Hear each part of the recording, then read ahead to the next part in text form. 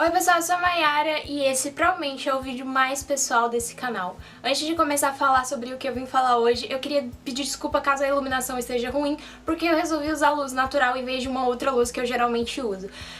Mas isso não é importante, o que importa é o conteúdo, então vamos lá falar sobre o que eu vim falar hoje. No finalzinho de 2017, em dezembro do ano passado, eu li um livro que foi meio que um turning point na minha vida, que foi o livro Uma História Meio Que Engraçada. Eu inclusive emprestei pra um amigo, então eu não tô com ele aqui, mas eu vou deixar a foto do livro aqui do lado. Esse livro eu li no final do ano passado e foi um livro que fez com que eu repensasse muitas coisas na minha vida e eu me identifiquei muito com a história e eu queria muito trazer como foi a minha experiência de ler esse livro pra vocês e comentar um pouco mais sobre uma coisa que assombra a minha vida há muitos anos. Se você me acompanha no Twitter ou me conhece pessoalmente, faz parte da minha vida pessoal, você sabe que eu lido com ansiedade diariamente.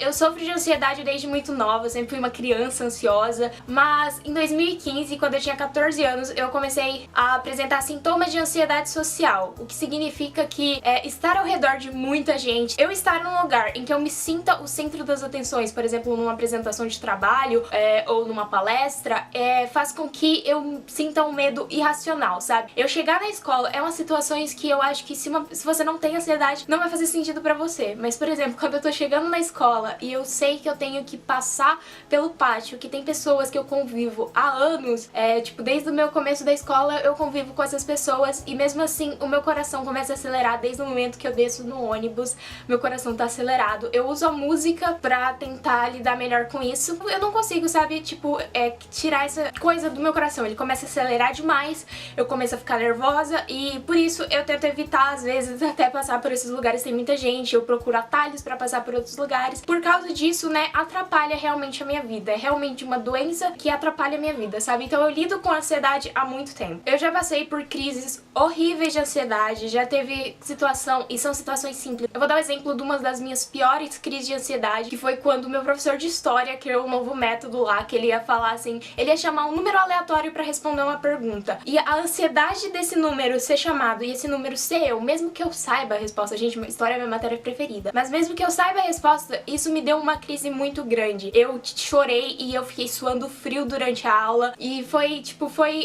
uma das minhas piores crises e eu já passei por outras. Então eu já passei por crises muito horríveis por causa dessa doença e é uma coisa que eu não desejo pra ninguém, sabe? Eu tremo muito, na verdade eu tremo constantemente. Eu não sei se dá pra ver no vídeo, mas eu estou tremendo no momento. E no momento eu nem tô tão ansiosa, eu tô um pouco porque eu tô falando desse assunto pro YouTube, pra um lugar que várias pessoas vão ver, mas qualquer pessoa que me conhece sabe que eu tremo muito durante os dias normais, e se eu tô numa situação em que eu estou passando por uma crise de ansiedade, é absurdo o jeito que eu tremo. Gente, no dia que voltou às aulas, eu tava muito tranquila. No momento que eu entrei no ônibus da escola e eu vi todas aquelas pessoas, eu tive que segurar a minha mão assim pra me manter de não tremer. Sério, gente, é umas coisas muito horríveis que acontecem. Meu estômago também embrulha muito quando eu tô passando por uma crise de ansiedade. Eu fico com muita, sabe, dor no estômago, eu não quero levantar, eu quero ficar sentada sem que ninguém me veja, eu quero sair dali, eu quero morrer, basicamente, se eu tô num lugar com muita gente. Eu choro porque eu sou uma pessoa que chora muito normalmente, mas quando tô numa crise eu choro também.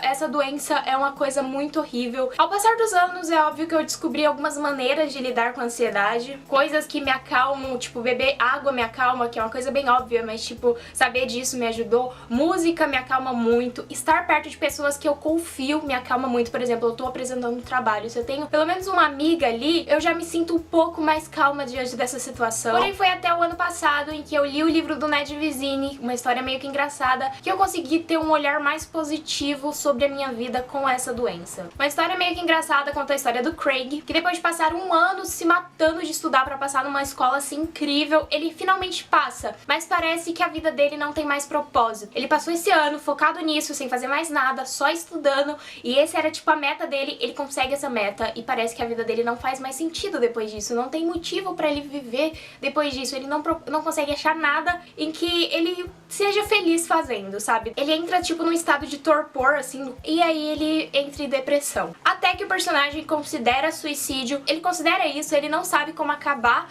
com essa dor que ele tá sentindo, com esse nada, na verdade, que ele tá sentindo, ele considera se matar. Só que ele ainda sente que talvez tenha uma chance, ele é uma pessoa que ele ainda quer lutar pelo menos um pouquinho pela vida dele, então ele liga pra esse lugar, pra essa linha de suicídio, que você liga e fala com as pessoas e elas tentam te ajudar a você não fazer isso, e ele é mandado pra um hospital psiquiátrico e ele mesmo se interna nesse hospital. Porque ele não acha justo fazer isso com os pais dele, por exemplo, a irmã dele, e nem consigo mesmo. Ele é como se ele ainda tivesse uma certa esperança, e a gente vai acompanhar esse processo dele nesse hospital, em que ele vai conhecer pessoas que passaram por coisas que ele considera muito pior do que ele passou, pessoas que passaram por coisas muito diferentes da dele e que estão ali por um motivo muito diferente. Ele vai aprender muito mais sobre a vida e ele vai decidir que vale a pena continuar lutando, sabe? Eu tenho que admitir que a primeira parte desse livro foi muito difícil pra mim, por sofrer de ansiedade, ver aquele personagem naquela angústia. Tipo, o nome do livro é uma história meio que engraçada, e eu fiquei pensando assim, nossa, vai ser um livro que vai me fazer bem, mas realmente, gente, se você sofre com ansiedade, com depressão, com qualquer distúrbio psicológico, eu queria alertar que a primeira parte do livro pode ser ruim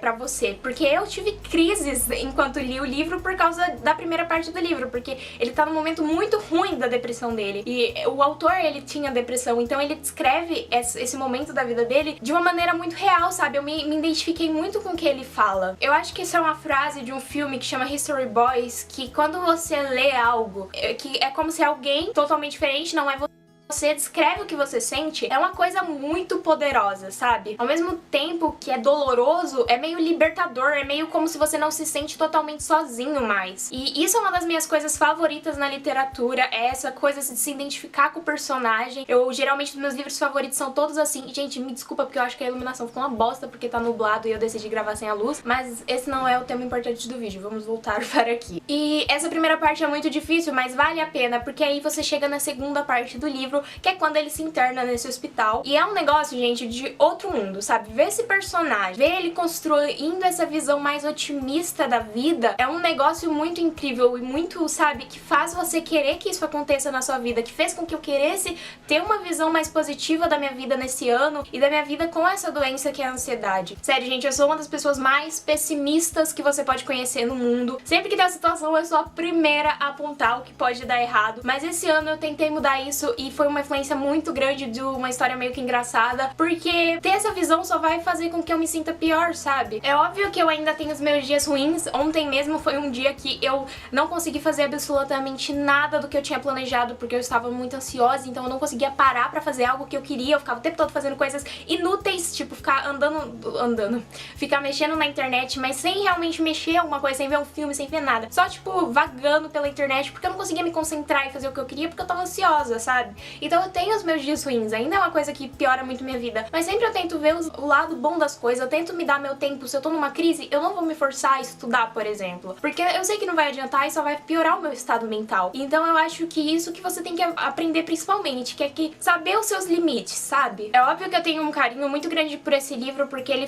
foi uma experiência muito diferente, muito tocante pra mim, mas mesmo assim eu recomendo esse livro pra qualquer pessoa. Se você nunca sofreu, se você conhece alguém que sofre, talvez seja bom. Eu acho que é um livro bom pra todo mundo, sabe? Te ajuda a desenvolver mais um sentimento de empatia por pessoas que sofrem com essa doença, sabe? Te ajuda a aprender um pouco mais sobre isso, sobre distúrbios psicológicos também, mas é uma coisa, e é de uma maneira mais simples, porque é um adolescente que tá passando por isso, sabe? Então eu recomendo esse livro pra todo mundo, tem uma escrita muito boa, os personagens são muito críveis, e eu queria terminar esse vídeo lendo um trecho desse livro. Eu gostei muito, como eu não tenho ele aqui, eu vou ler no meu celular, mas eu queria terminar, eu acho que não tem jeito melhor de terminar esse vídeo que não lendo um trecho desse livro. Na verdade é um dos últimos trechos do livro. Se você tá com medo de spoiler, não assista, mas não, pra mim não tem spoiler nesse último trecho, mas é uma coisa que me marcou muito e eu queria ler pra vocês. Antes de eu fazer isso, eu queria pedir que, caso você gostou do vídeo, clique em gostei. Se você sofre de alguma coisa assim, se você precisar de ajuda, escreve aqui embaixo nos comentários.